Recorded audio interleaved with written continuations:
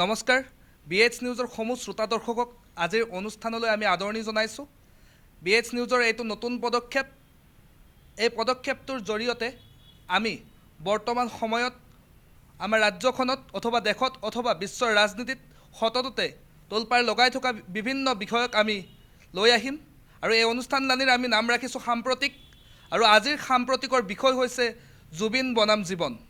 আৰু জুবিন বনাম জীৱন এই বিষয়টিক আলোচনা কৰিবলৈ আমি আজিৰ সাম্প্ৰতিকৰ মজিয়ালৈ আমি আমন্ত্ৰণ কৰি আনিছোঁ অসমৰ বিশিষ্ট অৰ্থনীতিবিদ APGCLৰ সঞ্চালক প্ৰধান লগতে অসম বিজেপিৰ মুখপাত্ৰ সন্মানীয় ডক্টৰ দেৱজিৎ মহন্ত ডাঙৰীয়া। মহন্ত ডাঙৰীয়াক আমি আজিৰ অনুষ্ঠানলৈ আদৰণি জনাইছোঁ। নমস্কাৰ। আমি খুব দীঘলীয়া নকৰোঁ, আমাৰ অনুষ্ঠানটি একেবাৰে চমুকে আমি আৰম্ভ কৰিম। মাত্ৰ 30 মিনিটৰ ভিতৰত আমাৰ অনুষ্ঠানলানি আমি সামৰি নিম। গতিকে আজিৰ প্ৰথমটি প্ৰশ্নলৈ আমি আগবাঢ়িছোঁ। আমাৰ প্ৰথমটো প্ৰশ্ন হৈছে বৰ্তমান সময়ত জুবিন গাৰ্গৰ মৃত্যুৰ তদন্তৰ ক্ষেত্ৰত চৰকাৰী পক্ষৰ বৰ্তমানৰ স্থিতি কি আৰু এই স্থিতি সম্পৰ্কে চমু অৱলোকন কৰিবলৈ সন্মানীয় মহন্ত ডাঙৰীয়াক আমি অনুৰোধ জনাইছোঁ। 19 ছেপ্টেম্বৰ অসমৰ আকাশত যেন ভৰ দুপৰীয়াতে সূৰ্যাস্ত হ'ল। আমি অসমীয়া জাতিৰ হিয়াৰ আমঠু নৱপ্ৰজন্মৰ হাৰ্টথ্ৰব জুবিন গাৰ্গ ডাঙৰীয়াক কায়িকভাৱে হেৰুৱালোঁ। ন্যায় চৰকাৰে প্ৰশ্নটো হয় ন্যায় কোনে দিব? চৰকাৰে ন্যায় দিব নোৱাৰে, ন্যায় দিব লাগিব ন্যায়ালয়ে। আৰু সেই ন্যায়ালয়ক যি তথ্য প্ৰমাণ লাগিব সেয়া ন্যায়ালয়ক দিব লাগিব চৰকাৰে। তাৰোপৰি যিবিলাক ব্যক্তিক অভিযুক্ত বা সন্দেহ কৰা হ'ব সেই অভিযুক্ত ব্যক্তিসকলক কাৰায়ত্ব কৰি চৰকাৰী যি এজেঞ্চি থাকে ইনভেষ্টিগেশ্যন এজেঞ্চি তেখেতসকলৰ সন্মুখত হাজিৰ কৰাব লাগিব। এটা কথা মই অনুৰোধ ৰাখিব খুজিছোঁ, আৱেগেৰে নহয় বিবেকেৰে আমি সিদ্ধান্ত ল'ব লাগিব। অভিযুক্ত কেইগৰাকীমানক আটক কৰা মানেই জুবিন গাৰ্গে যি আমি ন্যায় বিচাৰিছোঁ সেয়া নহয়। জুবিন গাৰ্গক সেই যি অভিযুক্ত ব্যক্তিক তেওঁলোকক কাৰায়ত্ব কৰা হ'ব ন্যায়ালয়ত হাজিৰ কৰোৱাৰ আগতে পানী সৰকিব নোৱাৰা এখন চাৰ্জশ্বীট প্ৰস্তুত কৰিব লাগিব। নহ'লে কাইলৈকে যিবিলাক ব্যক্তিক অভিযোগ কৰি আটক কৰা হৈছে তেখেতসকলে জামিন লৈ মুক্ত আকাশৰ তলত ঘূৰি ফুৰিব। আৰু সেইকাৰণে এইখিনি কৰিবলৈ যাওঁতেই মই সকলোকে এটা অনুৰোধ জনাম, সেইকাৰণে মই শব্দটো কৈছোঁ আৱেগেৰে নহয় বিবেকেৰে। অৰ্থাৎ ন্যায়ালয়ক আমি তথ্য পাতি যোগান ধৰাৰ কাৰণে যিখিনি উপযুক্ত সময় লাগে সেই সময়খিনি যাতে দিয়া হয়। আমি যাতে এনেকৈ কেতিয়াও প্ৰতিবাদ নকৰোঁ আৱেগৰ বশৱৰ্তী হৈ যে 30 দিন আজি 30 দিনীয়া তেখেতৰ কায়িকভাৱে আমাৰ মাজৰ পৰা নোহোৱা হোৱা 30 দিন হৈ গ'ল, গতিকে আমাক ন্যায় লাগিবই। গতিকে কেতিয়াবা এই সকলো কথা ডিপেণ্ড কৰে ইনভেষ্টিগেশ্যন এজেঞ্চিৰ ওপৰত। ন্যায়ালয়ৰ দায়িত্ব সমাপন কৰিব, ন্যায়ালয়ৰ ওপৰত আমি বিশ্বাস ৰাখিব লাগিব। কিন্তু হয় মই সকলোকে অনুৰোধ জনাম জুবিন দা কায়িকভাৱে আমাৰ মাজৰ পৰা নোহোৱা হ'লেও তেখেতৰ সৃষ্টি, তেখেতৰ গীত, তেখেতৰ কবিতা, তেখেতৰ চলচ্চিত্ৰ জগতৰ প্ৰতি যি অৱদান আগবঢ়াই গৈছে তাৰ প্ৰতি আমি শ্ৰদ্ধা তেতিয়াই সন্মান প্ৰদৰ্শন কৰা হ'ব, হিংসাৰে নহয়। কোনো ধৰণৰ হিংসাত্মূলক কাৰ্য্য আমি নকৰি তেখেতৰ সৃষ্টিৰ প্ৰতি সন্মান জনাই ন্যায়িক ব্যৱস্থাত যাতে কোনো ধৰণৰ বাধা আৰোপ নাহে তাৰ কাৰণে কোনো ধৰণৰ আমি ৰাজনীতিমূলক উদ্দেশ্য প্ৰণোদিত কোনো কথা নকৈ ন্যায়িক ব্যৱস্থাত সকলোৱে সহযোগিতা কৰিলে আমাৰ অসমৰ হিয়াৰ আমঠু জুবিন গাৰ্গৰ তেতিয়াহে আমি ন্যায়িক প্ৰদান কৰা হ'ব। সেইকাৰণে পুনৰবাৰ ক'ম আৱেগেৰে নহয় বিবেকেৰে আমি আগবাঢ়িব লাগিব এই যুদ্ধখনত। হয়, নিশ্চয়কৈ মহন্ত ডাঙৰীয়া, এইখিনিতে আমি আৰু এটা প্ৰশ্নৰ মাজলৈ যাম।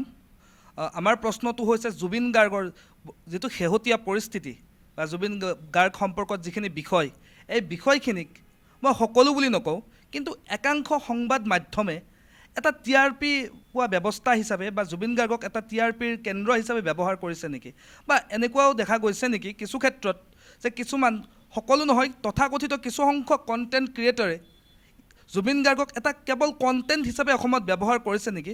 আৰু আমি শেহতীয়াকৈ লক্ষ্য কৰিলে দেখা পাম কিছু সংখ্যক ৰাজনৈতিক দলে জুবিন গাৰ্গৰ মৃত্যু সম্পৰ্কটো এনেধৰণৰ এটা পৰিৱেশ সৃষ্টি কৰিব বিচাৰিছে অসমত যে তেওঁলোকৰ ৰাজনৈতিক ৰুটি সেকা যন্ত্ৰ হিচাপে জুবিন গাৰ্গক ব্যৱহাৰ কৰিছে নেকি? যে বিভিন্ন ক্ষেত্ৰত আমি তেনেকুৱা ধৰণৰ পৰিৱেশ এটা দেখিবলৈ পাইছোঁ। এই ক্ষেত্ৰত আপুনি কি বুলি ক'ব? পৃথিৱীৰ সৰ্ববৃহৎ গণ আন্দোলনলৈকে উত্তৰিত হৈছে #justice for Zubeen Garg 1.8 million. কোনে এইটো ভাবিব নালাগে অসমৰ জাতি জনজাতি ভাষা ভাষী ধৰ্ম ভাষা নিৰ্বিশেষে দল সংগঠন ৰাজনৈতিক দল কওক অৰাজনৈতিক সংগঠন কওক সকলোৱে এই জাষ্টিছ ফৰ জুবিন গাৰ্গ লিখিছে। মই শাসকীয় দলৰ এগৰাকী মুখপাত্ৰ, মই নিজে লিখিছোঁ জাষ্টিছ ফৰ জুবিন গাৰ্গ। এইটো এনেকৈ কেতিয়াও ৰূপ দিয়াৰ চেষ্টা কৰিব নালাগে, অভিপ্ৰায় কৰিব নালাগে। কোনোবাই লিখা নাই মানেই তেখেতে জুবিনৰ আদৰ্শৰ প্ৰতি উদ্বুদ্ধ নহয়, সেইটো হ'ব নোৱাৰে। এনেকৈ ভাবিব নোৱাৰে, এনেকৈ কেতিয়াও প্ৰতিপন্ন কৰাৰ আমি চেষ্টা কৰিব নালাগে যে কোনোবাই জাষ্টিছ ফৰ জুবিন গাৰ্গ লিখা নাই মানে তেওঁ বিজেপি, সেইটো হ'ব নোৱাৰে। এইকাৰণেই এটা উদাহৰণ চাওক, এগৰাকী যিহেতু ৰাজনৈতিক প্ৰশ্ন ৰাজনৈতিকভাৱে উত্তৰ দিব লগা হয়, অসম জাতীয়তাবাদী যুৱ ছাত্ৰ পৰিষদৰ সভাপতি লুৰিণজ্যোতি গগৈয়ে প্ৰেছ সংবোধন কৰিলে আৰু কৰি ক'লে যিটো আমাৰ পোষ্টমৰ্টেম ৰিপৰ্ট ফাদিল হোৱা বুলি ক'লে। পিছত সেইটো কি হ'ল, চহী নোহোৱা এটা ভুৱা ৰিপৰ্ট বুলি প্ৰতিপন্ন হ'ল। এগৰাকী সাধাৰণ মানুহে ক'ব পাৰে, কিন্তু এটা দলৰ সন্মানীয় সভাপতিৰ দায়িত্বত থাকি সেইখিনি কথা ক'ব নোৱাৰে। এইখিনি প্ৰৰোচিত বক্তব্য। দ্বিতীয়তে, কংগ্ৰেছকে ধৰি বিভিন্ন ৰাজনৈতিক দলে বিজেপিক বা চৰকাৰক প্ৰশ্ন কৰে যে ইমান সময় কিয় লাগিছে। আমি কিছু যদি পিছুৱাই যাওঁ, যেতিয়া ৰাজীৱ গান্ধী ডাঙৰীয়াৰ মৃত্যু হৈছিল 21 বছৰ লাগিছিল ন্যায়ালয়ত সেই মৰণোত্তৰ পৰীক্ষাৰ চাৰ্জশ্বিট ছাবমিট কৰাৰ কাৰণে, আৰু সেই 21 বছৰৰ ভিতৰত 15 বছৰ এইটো কংগ্ৰেছৰে শাসন আছিল। এগৰাকী আমাৰ তদানীন্তন প্ৰধানমন্ত্ৰী লাল বাহাদুৰ শাস্ত্ৰী ডাঙৰীয়াৰ বিদেশত মৃত্যুবৰণ কৰিলে 1966-ত। তেখেতক যেতিয়া বিদেশৰ পৰা ভাৰতলৈকে আনিলে, আজিলৈকে তেখেতৰ কিয় পোষ্টমৰ্টেম ৰিপৰ্টটো নোহোৱাকৈ তেখেতক সেই কৃত্য সমাপন কৰা হ'ল। গতিকে বিভিন্ন ইয়াত ৰাজনৈতিকভাৱে আপুনি চাওক, বাস্কাৰ উদাহৰণটো যদি আমি চাওঁ, যেতিয়া শেষকৃত্য সমাপনৰ কাৰণে সৰুসজাই ষ্টেডিয়ামৰ পৰা লৈ যোৱা হৈছিল নশ্বৰ দেশ, তেতিয়া আমি নিজেই দেখিছিলোঁ নিজৰ দায়িত্ব সমাপন কৰিছিল পুলিচ প্ৰশাসনে। কান্দি কান্দি কিছু ছবি ভাইৰেল হৈছিল সামাজিক মাধ্যমত। বাস্কাৰ যিখিনি পুলিচ আছে তেখেতসকল জুবিন অনুৰাগী নহয় নেকি? যিখিনি আজি আমি জুবিন গাৰ্গৰ বিষয়ে জানিছোঁ, ঘৰত বহি দেখি আছোঁ টিভিৰ সন্মুখত, কোনে যোগান ধৰিছে? এই সাংবাদিকসকল নহয়? ইমান কষ্ট ত্যাগ স্বীকাৰ কৰি কিয় সেই সাংবাদিকক আক্ৰমণ কৰা হ'ল? কিয়? মই ধৰ্মৰ ভিত্তিত কোৱা নাই। সেই বাস্কা এখন আমাৰ ভূমিপুত্ৰ অধ্যুষিত অঞ্চল, তাত ভূমিপুত্ৰ অধ্যুষিত লোকেৰে বেছি জনসমাগম হ'ব লাগিছিল। কিয় তদন্তত এজন ডি ভোটাৰৰ নাম আহিল? কিয় পাৰ্টিকুলাৰ এটা কমিউনিটিৰ কেইজনমান লোক কাৰায়ত্ব হ'ল? গতিকে সেইকাৰণে মই কৈছিলোঁ আৱেগেৰে নহয়, বিবেকৰে। গতিকে এতিয়াও মোৰ মনত আছে জুবিন গাৰ্গ ডাঙৰীয়া যেতিয়া ডিব্ৰুগড়ত অসুস্থ হৈছিল, এয়াৰ এম্বুলেঞ্চেৰে আমি গুৱাহাটীৰ পৰা যেতিয়া দিল্লীলৈ লৈ গৈছিলোঁ, সেই প্ৰধান বিৰোধী দল কংগ্ৰেছকে ধৰি জাতীয় পৰিষদ ৰাইজৰ দলে প্ৰশ্ন কৰিছিল চৰকাৰী ধনৰ আমি অপব্যৱহাৰ কৰা বুলি। তেখেতসকল ইমান এতিয়া জুবিন প্ৰেমী হৈ গ'ল, তেতিয়া ক'ত আছিল তেখেতসকল?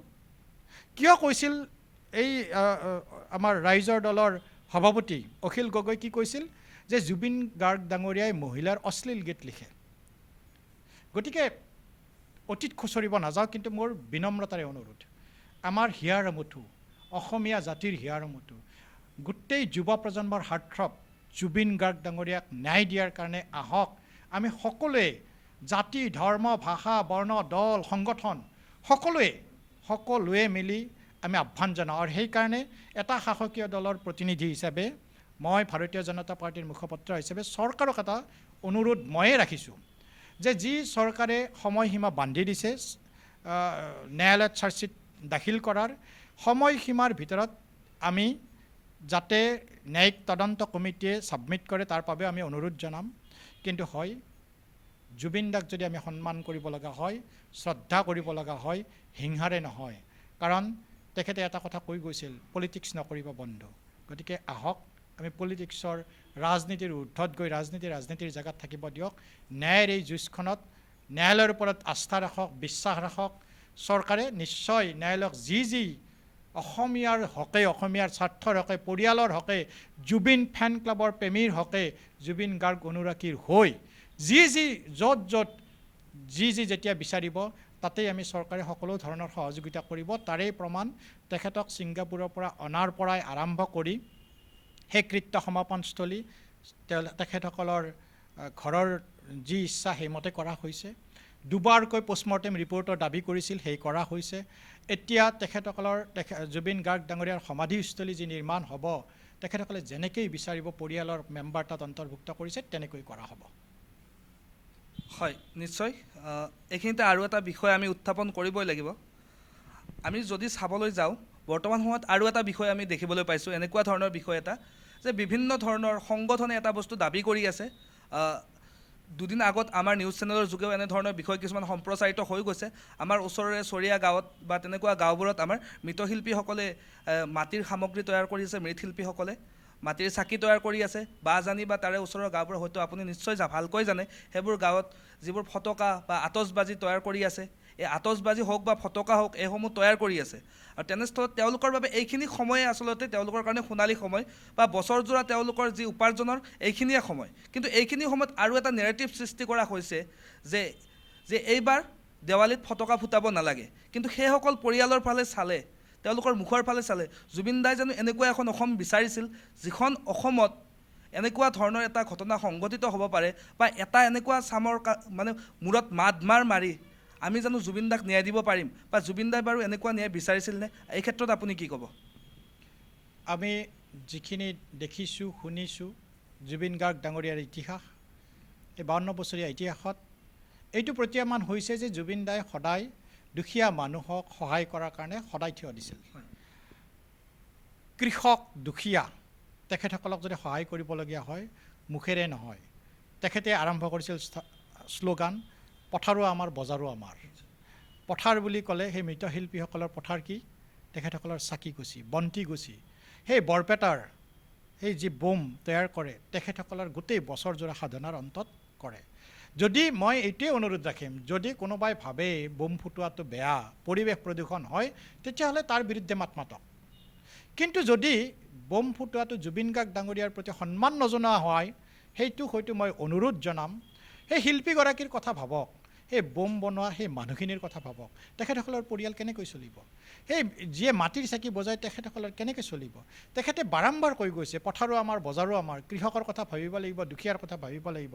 আৰু জীৱনত তেখেতৰ উপাৰ্জনৰ বহু সময়ত আমি নিজেই দেখিছোঁ কিমান দুখীয়াক সহায় কৰি গৈছে। গতিকে তেখেতেতো এনেধৰণৰ ফটোৱা জাৰি কৰাৰ কেতিয়াও পক্ষপাতিত্ব নাছিল। গতিকে আমি কিয় কৰোঁ? আমি কেতিয়াও কৰিব নালাগে।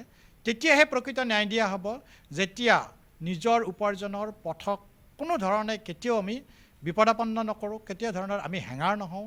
শ্ৰদ্ধা আৰু সন্মান তেতিয়াহে কৰা হ'ব তেওঁৰ কামৰ মাজেদি, যেতিয়া পথাৰত ভুই ৰুই থকা সেই কৃষকগৰাকীয়ে যেতিয়া গান এটা গাব, গুণগুণাব জুবিনদাৰ, তেতিয়াই সেই সন্মান কৰা হ'ব। যেতিয়া মাটিৰ চাকি বনোৱা শিল্পীগৰাকীয়ে সেই নিজৰ জুবিনদাৰ গানটো গাই গাই গাই গাই মাটিৰ চাকি বনাব, তেতিয়া সন্মান, তেতিয়াই প্ৰকৃত শ্ৰদ্ধা প্ৰদৰ্শন কৰা হ'ব। গতিকে তেখেতৰে ভাষা, আৰু এবাৰ কৈছোঁ, পলিটিক্স নকৰিবা বন্ধু। আমি কোনোৱে পলিটিক্স কৰিব নালাগে। তেখেত এজন শিল্পী। মই নিজে ভাৰতীয় জনতা পাৰ্টীৰ, তেখেতে কোনটো দলৰ বিৰুদ্ধে কোৱা নাই, বিৰোধিতা বুলি নকওঁ, স্পষ্টবাদিতা। সেই আমি কিয় নাভাবোঁ, তেখেতৰ কথাত ধৰি নাথাকোঁ বা তেখেতে সেই কথাবিলাকৰ নাভাবোঁ? কাৰণ তেখেতে শিল্পী হিচাপে যি দেখিছে, যি ভাবিছে, সন্মুখত যি আহিছে তাকেই কৈছে। অকল এইটো নহয় যে তেখেতসকলে বিজেপিকে কৈছে, প্ৰতিটো দলকেই কৈছে। গতিকে কোনো দলে সেইকাৰণে এইটোৱেই ভাবিব লাগে, জুবিন দা আমাৰ সকলোৰে। আজি যোৱা বছৰ আপুনি এই বছৰটো যদি চাই, ভূপেন হাজৰিকাদেৱৰ আমি 100 বছৰীয়া জন্ম জয়ন্তী পালন কৰিছোঁ। ভূপেন দাই আমাৰ চিন্তাৰ খৰাক জগাইছিল। আৰু মই কৈছিলোঁৱেই যে ভৰ দুপৰতে সূৰ্যাস্ত জুবিন গাৰ্গ ডাঙৰীয়াৰ, তেখেতৰ গানত মায়াজাল আছে। আৰু সেই মায়াজালত আবদ্ধ আমি জুবিন প্ৰেমী, বিশেষকৈ আমাৰ যুৱ প্ৰজন্ম। গতিকে আমাৰ দুটা প্ৰজন্ম এই শতিকাত প্ৰয়োজনীয় আমি বহু বছৰ ৰাখিব লাগিব এনেকুৱা দুজন মহান ব্যক্তিৰ অসমত জন্মগ্ৰহণ কৰাৰ কাৰণে। গতিকে তেখেতৰ প্ৰতি সন্মান প্ৰদৰ্শন কৰাৰ কাৰণে আমি কেতিয়াও সংবাদ মাধ্যমসকলৰ প্ৰতি মোৰ অনুৰোধ, আপোনালোকেও কেতিয়াবা এনেকৈ প্ৰচাৰ নকৰিব যে এইটোৱে প্ৰকৃত পোষ্টমৰ্টেম ৰিপৰ্ট এনেকৈ যেতিয়ালৈকে তথ্যৰে প্ৰমাণিত নহয় এনেকৈ কেতিয়াও নক'ব যে 10 দিনৰ ভিতৰত ন্যায় লাগিবই কাৰণ চৰকাৰে ন্যায় দিব নোৱাৰে এনেকুৱা এটা নেৰেটিভ সৃষ্টি কৰা হৈছে যেন চৰকাৰে ক'ৰবাত অৱহেলা কৰিছে ন্যায় দিয়াত নহয় কাৰণ মই কৈছিলে 1.8 মিলিয়ন জাষ্টিছ ফৰ জুবিন গাৰ্গত তাৰে ভিতৰত আমাৰো বহুত প্ৰত্যেক জাতি জনগোষ্ঠী দল ভাষা নিৰ্বিশেষসকলৰে আছে সেইকাৰণে পুনৰবাৰ কম আবেগেৰে নহয় বিবেকেৰে জীৱন আৰু জুবিন আপুনি নাম দিছে জুবিন আৰু জীৱন নাম দিছে এই অনুষ্ঠানটোৰ সাম্প্ৰতিকৰ গতিকে কায়িকভাৱে নোহোৱা হোৱা জুবিন গাৰ্গ ডাঙৰীয়াক যদি আমি আমাৰ মাজত আকৌ ষ্ট্ৰংলি ৰাখিবলগীয়া হয় তেতিয়াহ'লে তেখেতৰ প্ৰতি আমি আবেগেৰে নহয়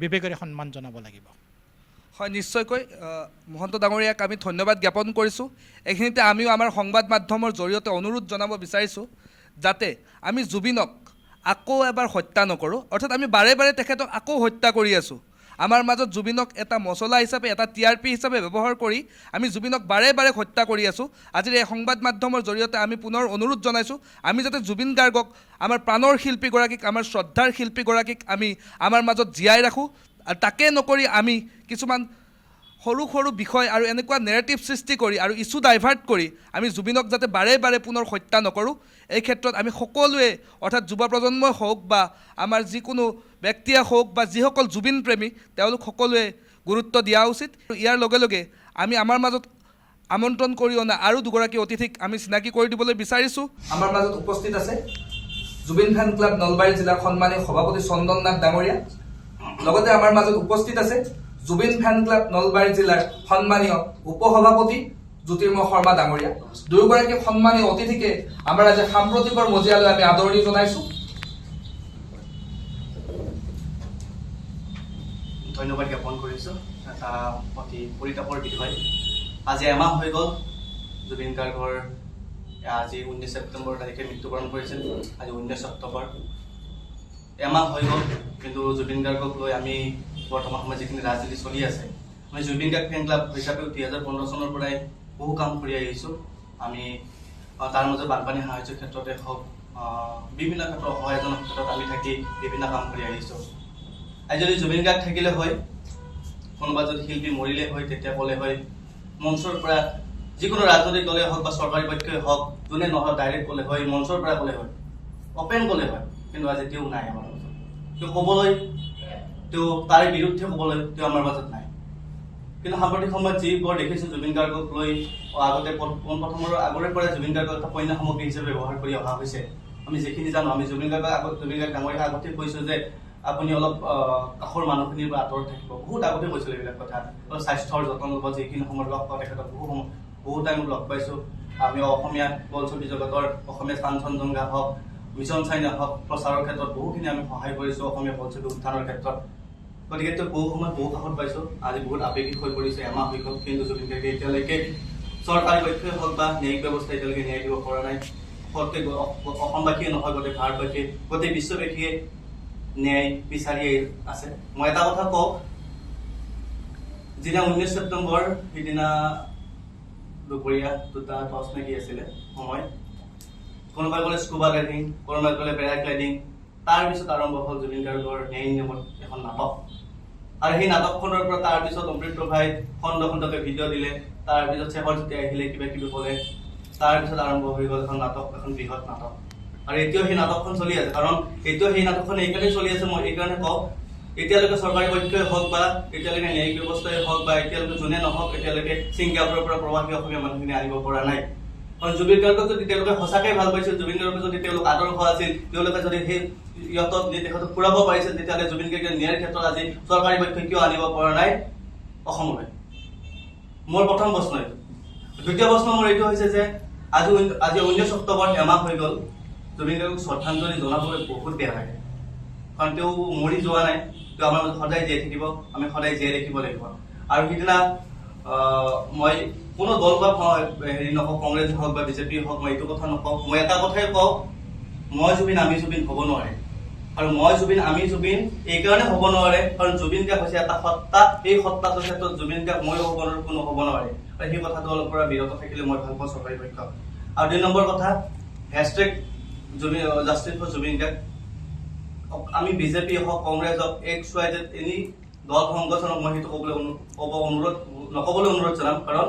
জুবিন গাৰ্গক ৱালৰ পৰাই কওক সেইটো মই যদি বিজেপি কওঁ মই বিজেপিৰ পৰা কৈছোঁ hashtag justice for Zubeen Garg মই জুবিন গাৰ্গ ফেন ক্লাবৰ পৰা কৈছোঁ হেছটেগ জাষ্টিছ সেইটো হ'ব নোৱাৰে জুবিন গাৰ্গৰ আদৰ্শ জুবিন গাৰ্গৰ এজন অনুৰাগী হিচাপে বা সেই হিচাপতে ক'ব পাৰিব লাগিব কিন্তু এটা দল বা এখন বেনাৰৰ পৰা ক'লে মই সেই কথাটো মই কিন্তু স্বীকাৰ নকৰোঁ বাকী যি কি নহওক বহুত ভাল লাগিলে অনুষ্ঠানটো পাতিলে আৰু অনাগত সময়ত জুবিন গাৰ্গৰ ন্যায় দিব লাগে আৰু জুবিন গাৰ্গৰ ন্যায় নিদিয়া পৰ্যন্ত আমি কোনো কাৰণে ক্ষান্ত নহওঁ আৰু যদি চৰকাৰী পক্ষই হওক বা কোনো দল সংগঠন ৰাজনীতি কৰে তেতিয়াহ'লে জুবিন গাৰ্গ সত্তাটো কিন্তু বিশ্ব দৰবাৰত এজন জুবিন গাৰ্গ জন্মনি ৰাভাৰ ক্ষেত্ৰত যিটো হৈ গ'ল এতিয়ালৈকে ন্যায় পোৱা নাই প্ৰকৃতাৰ্থত তেনেকুৱা যাতে নকৰে মই চৰকাৰী পক্ষক অনুৰোধ জনাম আৰু অনাগত সময়ত জুবিন গাৰ্গৰ ন্যায় পাবৰ বাবে আমি সদায় কাম কৰি যাম তেওঁৰ ন্যায়ৰ হকে আমি যুঁজি যাম আমি সকলোৱে একগোট হৈ যুঁজি যাব লাগিব তেতিয়াহে জুবিন গাৰ্গে প্ৰকৃতাৰ্থত ন্যায় পাব ধন্যবাদ নিশ্চয়কৈ আমি নাথ ডাঙৰীয়াক ধন্যবাদ জ্ঞাপন কৰিছোঁ এতিয়া আমি নাথ ডাঙৰীয়াই যিখিনি প্ৰশ্ন উত্থাপন কৰিছে সেই প্ৰশ্নখিনি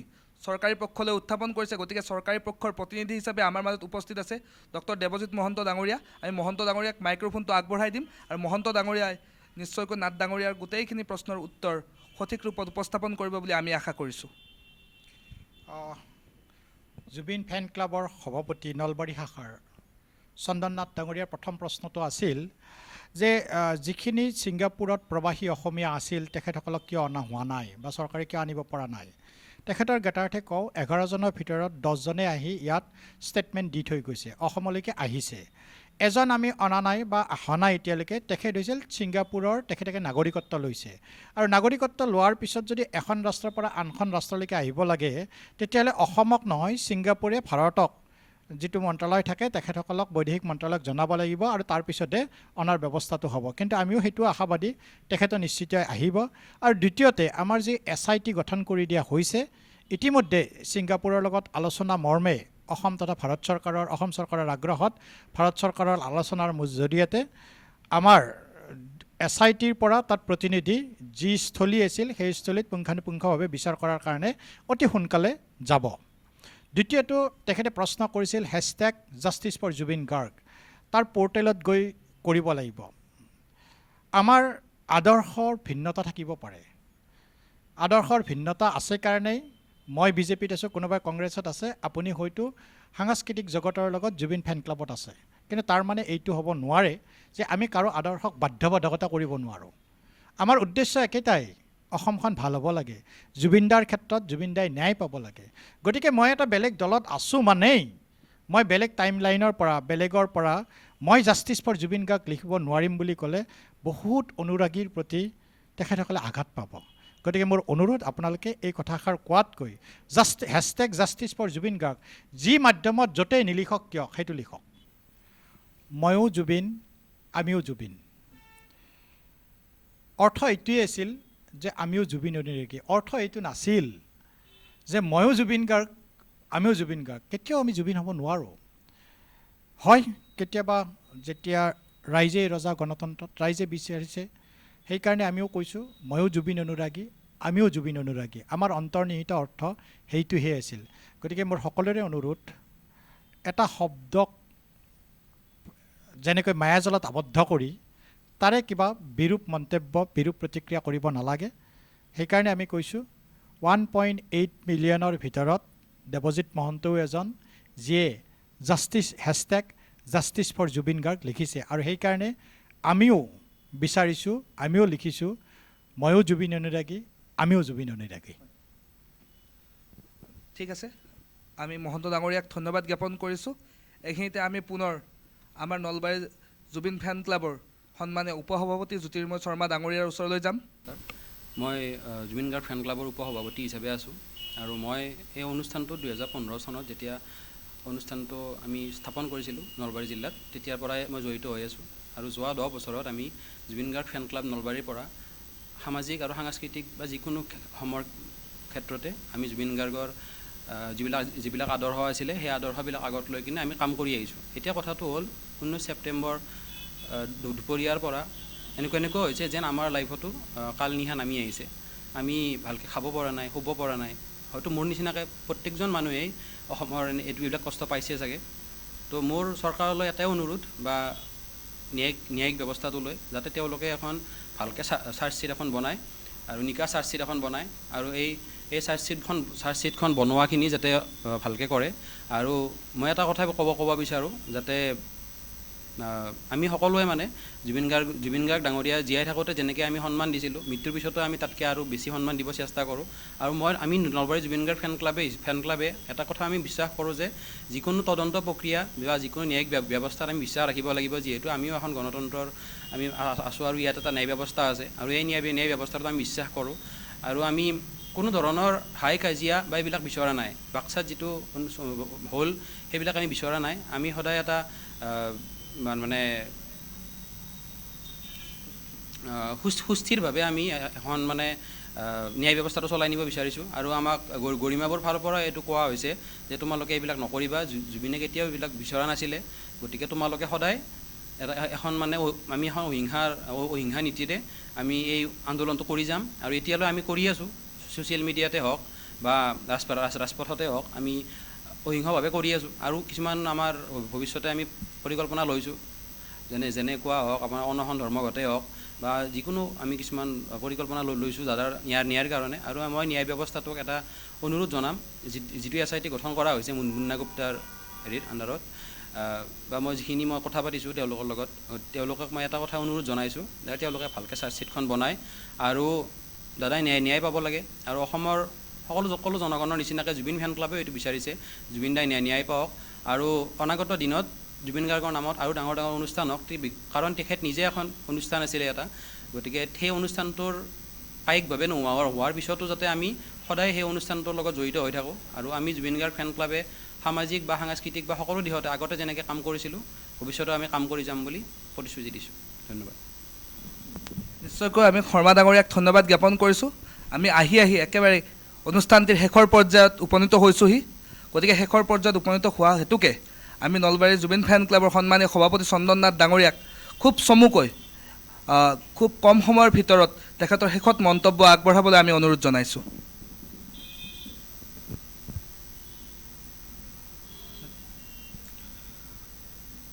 যি কি নহওক বাৰু তেওঁ হেৰাই গ'ল আৰু আমি সকলোৱে একেলগে লাগিব, একেলগে সকলোৱে তেওঁৰ হৈ থিয় দিব লাগিব। তেওঁক আমি ন্যায় দিবই লাগিব যেনেকৈ নহ'লেও, আৰু তেওঁক ন্যায় দিলেহে অসম শান্ত হ'ব, অসমে শান্তি পাব। আৰু তেওঁক ন্যায় নিদিয়া পৰ্যন্ত কিন্তু অসমে কেতিয়াও শান্তি নাপায়, অসমৰ প্ৰতিজন মানুহে শান্তি নাপায়। মই শেষত এটাই আশা কৰিছোঁ, জুবিন গাৰ্গে ন্যায় পাওক। হয়, নিশ্চয়কৈ জুবিন গাৰ্গ কেৱল এগৰাকী শিল্পী নাছিল, আমাৰ জনতাৰ শিল্পী হিচাপে তেখেতে আমাৰ হৃদয়ত সদায় ৰৈ যাব। আৰু জুবিন গাৰ্গৰ ন্যায়ৰ কাৰণে আমি সংবাদ মাধ্যমে হওক বা প্ৰতিগৰাকী অসমীয়াই হওক সদায় যুঁজি যাব লাগিব। মই সকলোৰে শেষত এটা কথা ক'ব বিচাৰিম দেই। এইটো কথা মই চাই আছোঁ আজি কিছুদিনৰ পৰা, যে মানে এইটো আচলতে আগতেও আমি পাইছোঁ বা আমি শুনিছোঁ বেলেগৰ মুখত, যে অসমৰ অসমীয়া জাতিটোৱে মানে শিল্পীক সন্মান দিব নাজানে জীয়াই থাকোঁতে। মৃত্যুৰ পিছত বহুত কিবা কিবি কৰে, কিন্তু জীয়াই থাকোঁতে তেখেতক জুবিন গাৰ্গৰ লগতো এইটো হৈছে, বহুত টাইমত তেখেতক বহুত বেয়া ভাষাৰে কোৱা হৈছে বা সমালোচনা কৰা হৈছে। আৰু হঠাৎ কিছুমান সিদিনা মুখ্যমন্ত্ৰী ডাঙৰীয়াই কোৱাৰ নিচিনাকৈ হঠাৎ কিছুমান জুবিন ফেন ওলাইছে এতিয়া, যিবিলাক মানুহে আচলতে ৰাজীৱ হদিয়া মৃত্যু টাইমতে হওক বা বহুত এনেকুৱা সময় আছে যিবিলাকৰ বেক ষ্টৰিবোৰ নাজানাকৈ জুবিন গাৰ্গক সমালোচনা কৰিছিলে। যেতিয়া জুবিন দাই মাজুলী বিতৰ্কটো হওক বা জুবিন দাই যেতিয়া খুটাত উঠিছিলে, জুবিন দাই বহুতবাৰ কৈছে যে খুটাত উঠাটোৰ বেকত কিছুমান কথা আছে, কিন্তু সেইবিলাক কথা নাজানাকৈ জুবিন গাৰ্গক বহুত টাইমত বহুত দল সংগঠনে মানে বা দল সংগঠন হওক বা মানুহ হওক মানে তেওঁলোকে মানে সমালোচনা কৰিছিলে। এতিয়া হঠাৎ মানে তেওঁলোক কিছুমান এনেকুৱা হৈছে যে ৰাজনৈতিক লাভালাভৰ কাৰণে হওক বা চৰকাৰী পক্ষক গালি দিয়াৰ কাৰণেই হওক বা যিকোনো কাৰণত মানে তেওঁলোক ওলাই আহিছে এতিয়া হঠাৎ মানে, যে তেওঁলোকে মানে বহুত ডাঙৰ জুবিন অনুৰাগী মানে। তো মই জুবিন ফেন ক্লাব হিচাপে অনুৰোধ জনাম এইবিলাক যাতে নহয়। আৰু এটা কথা মই কওঁ, সিদিনা কোনোবা এজনে কৈছে যে দেৱালীৰ কিবা মানে দোকানবোৰ ভাঙিব লাগে, কিবা কৰিব লাগে সাধাৰণ জনসাধাৰণ। এতিয়া কথাটো হ'ল কি, এই জুবিন ফেন ক্লাব বা আমি কেতিয়াও এইবিলাক বস্তুত নাই, আগলৈও নাথাকোঁ। এইবিলাক দোকান পোহাৰ বন্ধ কৰা বা আমি অনুৰোধ জনাইছোঁ যাতে শান্ত দেৱালী হওক, মানে বম নামাৰাকৈ যদি ফুলজাৰি বা এনেকুৱা বস্তুৰে যিখিনি শব্দ কম হয়, যিবিলাক বস্তুত আমি অলপ সাধাৰণভাৱে দাদাৰ কাৰণে এটা অনুৰোধ জনাইছিলোঁ যাতে শান্ত দেৱালী এটা হওক। কিন্তু এইটো নকৰি পেলাই এনেকুৱা নহয় যে কোনোবা এজন খাটি খোৱা মানে মানুহৰ দোকান এখন আমি ভাঙি দিম যাই পেলাই, আৰু সেইবিলাকত আমি নাই। আৰু সেইবিলাক কোনোবা দল সংগঠনে কৰিলে সেইবিলাকৰ মই বিৰোধী, আৰু সেইবিলাক কৰিলে তেওঁলোকক শাস্তিও চৰকাৰে দিব লাগে বা ন্যায়িক ব্যৱস্থাই দিব লাগে। আৰু দাদাৰ মৃত্যুৰ পিছত কিছুমান মানুহ ওলাই আহিছে যিবিলাকে মানে মানুহক উচতাই আছে যে এইটো কৰক সেইটো কৰক বুলি। তো আচলতে সেইবিলাক হ'ব নালাগে, দাদাই ন্যায় পাব লাগে। আৰু ন্যায়টো এনে ৰাস্তাত দোকান ভাঙিলে ন্যায় নাপায়, ন্যায়িক ব্যৱস্থাটোৰ ওপৰত বিশ্বাস ৰাখিব লাগিব, আৰু ন্যায়িক ব্যৱস্থাই কামখিনি কৰি আছে। আৰু আমি চাই আছোঁ সেইখিনি বস্তু যেনেকৈ তেওঁলোকে আগবাঢ়িছে, আমিও সেইখিনি বস্তুত আমি আছোঁ। কিন্তু এই হঠাৎ যিটো মৃত্যুৰ পিছত মানে জুবিন অনুৰাগী হ'ব নালাগে, জুবিন দা সঁচাকৈ ভাল পাওক। আৰু আগলৈ মই বিচাৰিম অসমত যিবিলাক আৰ্টিষ্ট আছে চবকে যাতে সন্মান দিয়ক। মানে এনেকুৱা নহয় যে ভূপেন হাজৰিকাক জীয়াই থাকোঁতে সন্মান নিদিলে, মৃত্যুৰ পিছত বহুত সন্মান দিলে, বা জুবিন গাৰ্গক জীয়াই থাকোঁতে সন্মান নিদি কিনে পিছত বহুত সন্মান দিলে। এতিয়া যিবিলাক আগন্তুক দিনত অসমত যিখিনি শিল্পী আহিব, শিল্পী আছে বা শিল্পী থাকিব ভৱিষ্যতেও, লোক সংগীতৰ লগতে জড়িত হওক বা আমাৰ যিখিনি মানুহ আছে জড়িত হৈ আছে, অসমতে হওক বা বাহিৰাই হওক, চবকে সন্মান দিয়ক জীয়াই থাকোঁতে। মৃত্যুৰ পিছত বহুত কিবা কিবি কৰিব পৰা যায়, আমিও কৰিছোঁ, কিন্তু আমি জীয়াই থাকোঁতে সন্মান দিছোঁ ফেন ক্লাব হিচাপে। আমি কেতিয়াও দাদাক আৰু সদায় জানিব চেষ্টা কৰোঁ, দাদাক সোধো যায় কিনে যে আপুনি কিয় কৰিলে এইটো, বা ষ্টেজত যে আপুনি কেনেকৈ যে ক'লে, কিয় ক'লে। মানে তেতিয়া আমাক কয় যে আচলতে তহঁতে নাজানো যে এনেকুৱা হৈছিলে ষ্টেজত, কিছুমান কথা থাকে। মই যদি আজি কিবা এটা কথা ৰিয়েক্ট কৰোঁ, সেই কথাটোৰ বেকত কিছুমান কথা থাকিব লাগিব, কাৰণ কোনেও এনে আৰু জুবিন গাৰ্গৰ নিচিনা ইমান এজন ইণ্টেলেকচুৱেল মানুহে, যিটো কথা আপোনালোকে দেখিছে ৰীতা চৌধুৰীৰ ইণ্টাৰভিউত তেওঁ বহুত কথা কৈছে, নাথিংনেছৰ কথা কৈছে, যিবোৰ বহুত মানুহে বুজিও নাপায়। কিন্তু তেখেত বহুত ইণ্টেলেকচুৱেল আছিল কাৰণে হয়তো বহুত কথা আমাৰ সাধাৰণ জনতাৰ মানে ব্ৰেইনত অহা নাছিলে। কিন্তু যি নহওক তেখেত গুচি গ'ল, আমি তেখেতৰ কৰ্মৰাজিখিনি সদায় জীয়াই ৰাখিম। আৰু অলপ আগত আমাৰ নলবাৰীৰ MLA জয়ন্তমল্ল ডাঙৰীয়াই কৈছে মায়াবিনী নামৰ এখন নলবাৰীত উদ্যান হ'ব। আৰু লগতে আমাৰ নলবাৰীৰ ফালৰ পৰা এটা প্ৰচেষ্টা কৰি থকা হৈছে, দাদাৰ যিখিনি গান 38,000+ যিখিনি গান আছে, আমি সেইখিনি নলবাৰী জিলাত আমি সংগ্ৰহ কৰাৰ কাৰণে এটা চেষ্টা কৰি আছোঁ। আৰু এইটো জুবিন ফেন ক্লাবে সদায় চেষ্টা কৰি যাব। লগতে আমি দাদাৰ নামত আৰু ভৱিষ্যতেও দাদাই এইটো কথা সদায় কৈছিলে, দাদাই ষ্টেজত যেতিয়া তেখেতক বেষ্ট ছিংগাৰ এৱাৰ্ড দিছিলে, সেইটো কাটি কিনে চানি দেউৰীয়াক দিব দিছিলে, যে মই এতিয়া বেষ্ট ছিংগাৰ এৱাৰ্ড নলওঁ বুলি কৈছিলে। তো দাদাই সদায় বিচাৰিছিলে সকলোখিনি আৰ্টিষ্টক সন্মান পাওক। গতিকে আপোনালোকেও দাদাৰ লগতে সকলোখিনি আৰ্টিষ্টক সন্মান দিয়ক, আৰু অসমখন ভালে থাকক, হাই কাজিয়া নহওক, আৰু এখন শান্ত অসম হৈ থাকক। এইখিনি কথা আছে। আৰু সকলোৰে শেষত মই এটা কথা ক'ম যে দাদাই ন্যায় পাওক। শৰ্মা ডাঙৰীয়াক আমি নিশ্চয়কৈ ধন্যবাদ জ্ঞাপন কৰিছোঁ। শৰ্মা ডাঙৰীয়াৰ কথাতে কথা মিলাই আমি ক'বলৈ বিচাৰিছোঁ, এনেধৰণৰ কিছু তথাকথিত জুবিন ফেনক আমি বৰ্তমান সময়ত চিনি থৈছোঁ বা আমি জানো, যিসকলৰ খুব বেছি যদি ফেচবুকৰ পোষ্টবোৰ স্ক্ৰল কৰি দিয়া হয়, একফালৰ পৰা স্ক্ৰল কৰিলে খুব বেছি 6 মাহ আগৰ ফেচবুক পোষ্টবোৰত আমি দেখিবলৈ পাম তেওঁলোকে আচলতে জুবিন গাৰ্গক লৈ কিমানখিনি ঘৃণা বিয়পাইছিল। তেওঁলোকে বৰ্তমান সময়ত একোখন এনেকুৱা মুখা পিন্ধি লৈছে, জুবিন ফেন ক্লাবৰ বা জুবিন ফেনৰ মুখা পিন্ধি লৈ তেওঁলোকে আচলতে তেওঁলোকৰ নিজস্ব যি অভিষ্ট আছে, এই অভিষ্ট সিদ্ধিৰ বাবে তেওঁলোকে আচলতে উঠি পৰি লাগিছে। আচলতে জুবিনৰ নামত তেওঁলোকে নিজৰ হয়তো কাৰোবাৰ এটা ইউটিউব চেনেল আছে বা কাৰোবাৰ কিবা আছে, তেনেকুৱা ধৰণৰ নিজক আচলতে জাহিৰ কৰিবলৈহে বিচাৰিছে, আৰু তেনেকুৱা আমি দেখিছোঁ। আৰু তেওঁলোককো এইখন মঞ্চৰ পৰা আমি সকীয়াই দিছোঁ, এনেধৰণৰ কামসমূহ বন্ধ হ'ব লাগে। কাৰণ অসমৰ জনতা বুৰ্বক নহয়, অসমৰ জনতাই সকলোকে চিনি পায়, সকলো বুজে। হয়তো কোৱা নাই বা নীৰৱে আছে, তাৰ অৰ্থ এইটো নহয় যে তেওঁলোকে একো নুবুজে। গতিকে তেনেধৰণৰ বিষয়সমূহৰ পৰা আঁতৰি থাকক, তেনেধৰণৰ মুখা পৰিধান কৰিবলৈ বন্ধ কৰক, এয়াই আমি অনুৰোধ জনাইছোঁ। আৰু শেষত আমি মহন্ত ডাঙৰীয়াক মাত্ৰ 2 মিনিট সময়ৰ বাবে আমি মাইক্ৰফোনটো আগবঢ়াই দিছোঁ। নিয়তিৰ পৰিহাস অতি নিষ্ঠুৰ হ'লেও আমি মানিবই লাগিব, কায়িকভাৱে জুবিন গাৰ্গ ডাঙৰীয়া আমাৰ মাজত নাই। জীৱিত জুবিনতকৈ মৃত জুবিনক যদি আমি অধিক শক্তিশালী ৰূপত জীয়াই ৰাখিবলগীয়া হয়, সেইকাৰণে আমাৰ চৰকাৰ আৰু ভাৰতীয় জনতা পাৰ্টী নেতৃত্বাধীন চৰকাৰে এটা সিদ্ধান্ত লৈছে যে আমাৰ যিবিলাক সমষ্টিত আমাৰ বিধায়ক আছে, প্ৰত্যেকটো সমষ্টিতে জুবিন গাৰ্গৰ নামত এটাকৈ প্ৰতিমূৰ্তি স্থাপন কৰিব। আৰু দ্বিতীয়তে আজিৰ এই অনুষ্ঠানৰ জৰিয়তে মই জুবিন গাৰ্গ ফেন ক্লাবলৈ এটা আগ্ৰহ অনুৰোধ ৰাখিব খুজিছোঁ, সেয়া হৈছে আমি সামাজিক মাধ্যমত বহুত কিবা কিবি লিখি সমাজখনক বিভিন্ন ধৰণে পৰিচালিত কৰাতকৈ যাৰ হাতত যি তথ্য আছে, জুবিন ফেন ক্লাবেও অনুৰোধ জনাওক, আমিও অনুৰোধ কৰিছোঁ, আহি ন্যায়িক সংস্থা তদন্তকাৰী সংস্থাক আপোনালোকে অৰ্পণ কৰক, যাতে পানী সৰকিব নোৱাৰা এখন চাৰ্জশ্বিট আমি প্ৰস্তুত তদন্তকাৰী সংস্থাই কৰিব পাৰে। তাত আপোনালোকেও সহযোগিতা কৰক, আমিও সহযোগিতা কৰোঁ, তেতিয়াহে জুবিন গাৰ্গ ডাঙৰীয়াৰ ন্যায়, প্ৰকৃত ন্যায় দিব পৰা যাব। নহ'লে কিন্তু এই যি অভিযুক্ত ব্যক্তিসকলে কালি জামিন লৈ যদি মুক্ত আকাশৰ তলত ঘূৰি ফুৰে তাৰ কাৰণে কিন্তু আমি সকলো পক্ষই জুবিন গাৰ্গ ডাঙৰীয়া যি ন্যায় দিব লাগে বুলি কওঁ সেইটো কথা হৈ ৰ'ব কামত নহ'ব গতিকে এইটো আগ্ৰহ মই জুবিন ফেন ক্লাবৰ প্ৰতিও ৰাখি মই পুনৰবাৰ আজিৰ যি এমাহ হৈ গ'ল তেখেতৰ যিটো এটা গান মোৰ জীৱনত মই কেতিয়াও দেখা নাছিলোঁ এটা গানক যি শ্ৰদ্ধাঞ্জলি অনুষ্ঠানত গোৱা হয় সেই গানটো আজি প্ৰাৰ্থনালৈকে উত্তৰিত হৈছে জাতি ধৰ্ম ভাষা বৰ্ণ কোনো দলে যাতে কোনো ৰাজনৈতিক স্বাৰ্থত সেই গানটো ব্যৱহাৰ নকৰে তাৰ কাৰণে মই সকলো ৰাজনৈতিক দলকে অনুৰোধ কৰিছোঁ কাৰণ আমাৰ এইটো দৃষ্টিগোচৰ হৈছে বঙাইগাঁৱত যি গৌৰৱ গগৈ নেতৃত্বাধীন পদযাত্ৰা ওলাইছিল তাত মায়াবিনী গানটো বজোৱা হৈছিল মায়াবিনী এতিয়া এটা গান হৈ থকা নাই এটা প্ৰাৰ্থনালৈকে উত্তৰিত হৈছে সন্মানজনক ৰাজনীতি নকৰিব আহক সকলোৱে মিলি আমি জুবিন দাৰ এই ন্যায়ৰ যুঁজখনত সকলোৱে সহযোগিতা কৰোঁ আমি হাতে হাত ধৰি আগবাঢ়োঁ ধন্যবাদ নিশ্চয়কৈ ধন্যবাদ জ্ঞাপন কৰিছোঁ আচলতে আজিৰ আমাৰ অনুষ্ঠানটোৰ মূল বিষয়টোৱে আছিল যে জুবিন গাৰ্গে ন্যায় পাওক আৰু জুবিন গাৰ্গৰ ন্যায়ৰ বাবে আমি সকলোৱে যুঁজি যাব লাগিব আৰু এইখিনি কৈ আজি আমি অনুষ্ঠানটো সামৰণি মাৰিম আৰু অনুষ্ঠানৰ একেবাৰে শেষত আমাৰ মাজত উপস্থিত থকা ডক্টৰ দেৱজিৎ মহন্তদেৱ লগতে জুবিন ফেন ক্লাবৰ সন্মানীয় সভাপতি উপসভাপতি প্ৰমুখ কৰি দুয়োগৰাকী সন্মানীয় অতিথি আৰু সন্মানীয় মহন্তদেৱকো ধন্যবাদ জ্ঞাপন কৰিছোঁ আৰু আজি এইখিনি কৈ আজিৰ সাম্প্ৰতিকৰ মজিয়াৰ পৰা আমি বিদায় লৈছোঁ ধন্যবাদ জয় আই অসম জয় জুবিন দা ধন্যবাদ